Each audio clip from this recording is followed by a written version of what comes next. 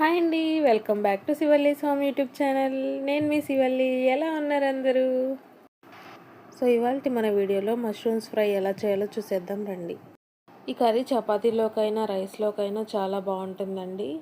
ఇది చాలా ఈజీగా చేసుకోవచ్చు, చాలా టేస్టీగా కూడా ఉంటుంది. మీరు రెగ్యులర్గా చేసుకునే కర్రీస్లా కాకుండా కొంచెం ఏదైనా స్పెషల్గా తినాలి అనిపించినప్పుడు ఈ రెసిపీని ఒకసారి ట్రై చేయండి. ఈ ఫ్రై కోసం నేను ఒక 200 గ్రాముల మష్రూమ్స్ని తీసుకున్నానండి. వీటిని వాటర్లో వేసి ఒక 2-3 సార్లు నీట్గా వాష్ చేసుకోండి. ఇలా ఒక్కొక్క మష్రూమ్ని తీసుకొని ఇలా చేత్తోటి నీట్గా రుద్దుతూ కడగాలండి. శుభ్రంగా అయిపోతాయి. వాటర్ని ఒక 2-3 సార్లు మార్చి కడగండి.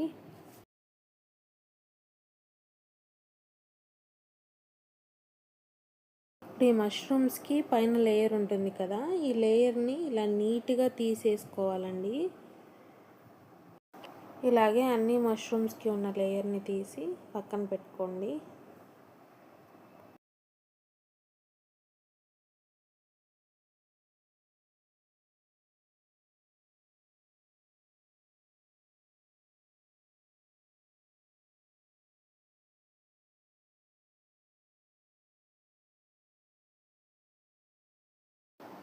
అలాగే ఈ లోపల ఉన్నది ఇది మీకు కావాలంటే వేసుకోవచ్చు, లేకపోతే తీసేయచ్చండి. కొంతమంది ఇష్టపడరు, అలాంటి వాళ్ళు తీసేయచ్చు. నేనైతే వేసుకుంటున్నానండి.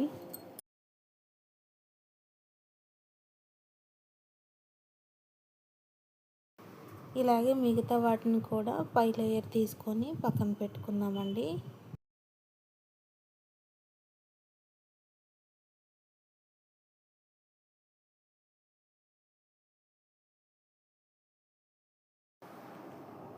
ఇప్పుడు ఒక గిన్నెలోకి ఇలా నీళ్ళని తీసుకొని బాగా మరగనివ్వండి. వాటర్ బాగా మరిగిన తర్వాత స్టవ్ ఆఫ్ చేసుకొని లోకి ఒక టీ స్పూన్ సాల్ట్, అలాగే పావు టీ స్పూన్ పసుపును వేసుకోవాలండి.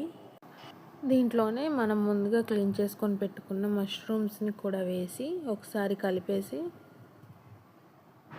ఒక 2 నిమిషాలు అలా పక్కన పెట్టుకోండి. ఇలా చేయడం వల్ల మష్రూమ్స్ అనేవి ఇంకా నీట్గా క్లీన్ అవుతాయండి.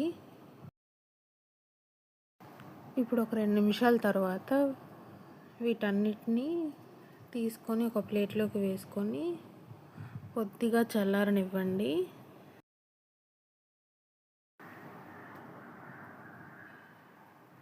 చల్లారిన తర్వాత నేను ఇప్పుడు చూపించినట్లు ఒక మష్రూమ్ని 4 ముక్కలుగా కట్ చేసుకోండి.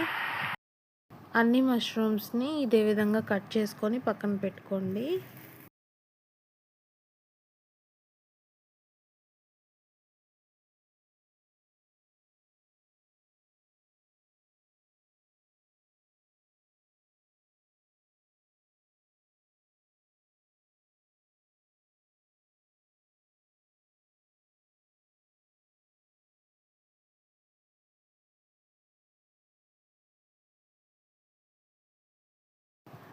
ఇలా అన్నీ కట్ చేసుకొని పెట్టుకున్న తర్వాత ఇప్పుడు ఒక 2 లేదా 3 మీడియం సైజ్ ఉల్లిపాయలను తీసుకొని ఇలా సన్నగా కట్ చేసుకొని పెట్టుకోండి.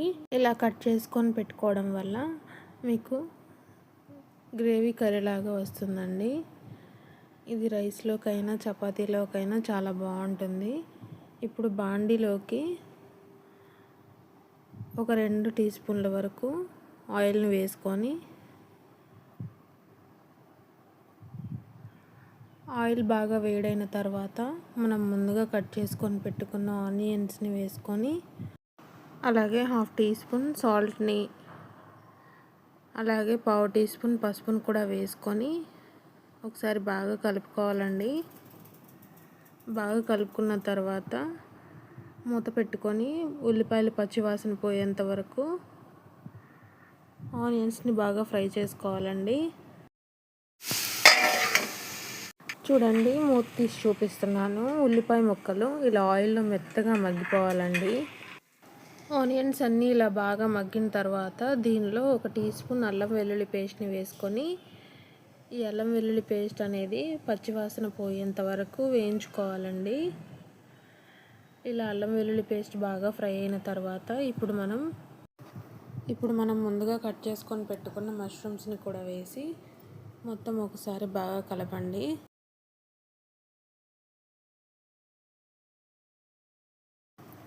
కలిపిన తర్వాత మంటను లో ఫ్లేమ్లో పెట్టి మూత పెట్టుకొని మష్రూమ్స్ బాగా మగ్గనివ్వండి. మష్రూమ్స్ త్వరగానే ఉడికిపోతాయండి. అలాగే మష్రూమ్స్ నుంచి కొంచెం నీళ్ళు కూడా ఊరతాయండి. ఆ వాటర్ మొత్తం ఇంకిపోయి ఆయిల్ సపరేట్ అయ్యేంత వరకు ఉడికించుకోవాలండి. అలాగే మధ్య మధ్యలో మూత తీసి అడుగంటకుండా ఒకసారి కలిపి మూత పెట్టుకొని ఉడికించుకోవాలండి.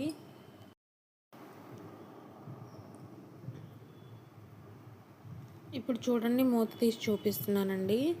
ఇలా ఆయిల్ సపరేట్ అయ్యి ఇలా వాటర్ అంతా ఇంకిపోయి బాగా ఫ్రై అయిన తర్వాత ఇందులోకి ఒక 2-3 రెమ్మల కరివేపాకును వేసుకొని అలాగే ఇందులోకి ఒక 3 పచ్చిమిరపకాయలను ఇలా ఘాట్లు పెట్టి వేసుకోవాలండి. మంటను లో ఫ్లేమ్లో పెట్టుకొని 1 నిమిషం పాటు వేయించుకోండి. ఇప్పుడు 1 నిమిషం పాటు వేయించుకున్న తర్వాత దీనిలోకి జీడిపప్పును వేసుకోండి. మీకు కావాలంటే వేసుకోవచ్చండి, లేదంటే స్కిప్ చేయొచ్చు. అలాగే దీనిలోకి రుచికి సరిపడా కారం వేసుకోవాలండి. నేను ఒక 2 టీ స్పూన్ల వరకు వేసుకుంటున్నాను. అలాగే 1 టీ స్పూన్ ధనియాల పొడి, 1/2 టీ స్పూన్ జీలకర్రను కూడా వేసుకొని మొత్తం అంతా ఒకసారి బాగా కలుపుకోండి. మంటను లో ఫ్లేమ్లో పెట్టుకొని మరొక 2 నిమిషాలు బాగా కలుపుతూ వేయించండి. ఇప్పుడు ఒక 2 నిమిషాల పాటు బాగా ఫ్రై చేసుకున్న తర్వాత మీకు స్టార్టింగ్లో మనం సాల్ట్ వేసాం కదండి, ఒకవేళ చాలేదనుకుంటే చూసుకొని వేసుకోండి. ఇప్పుడు దీంట్లోకి సన్నగా తరిగిన కొత్తిమీర చల్లుకొని మొత్తం బాగా కలిపేసుకుంటే మన యమ్మీ మష్రూమ్ ఫ్రై రెడీ అయిపోయినట్లే. మరి ఎలా ఉందో టేస్ట్ చేసేద్దామా? నాకైతే చాలా బాగా కుదిరిందండి. మీరు కూడా ఒకసారి ట్రై చేసి ఎలా వచ్చిందో నాకు కమెంట్ సెక్షన్లో కమెంట్ చేయండి. మరిన్ని మంచి మంచి వీడియోస్ కోసం నా ఛానల్ లైక్ చేయండి, షేర్ చేయండి, సబ్స్క్రైబ్ చేయండి. Thank you.